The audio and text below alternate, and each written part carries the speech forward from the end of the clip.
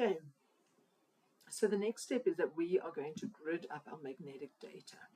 If I scroll here to the right, we're going to grid up this column, this micro-leveled column.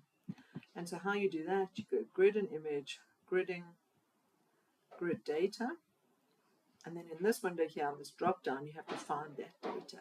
So you can see micro-leveled reduced to.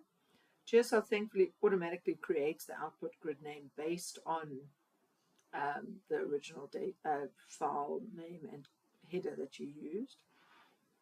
Grid cell size, it's chosen 60. That's a bit too fine. So our lines were flown every 1 kilometer.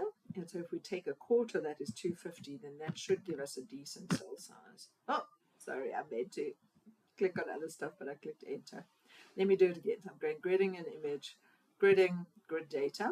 So the thing I wanted to show you is this blanking distance does increase your whites gaps here and can sometimes make your data look weird. So I often just take it out and let me just do that.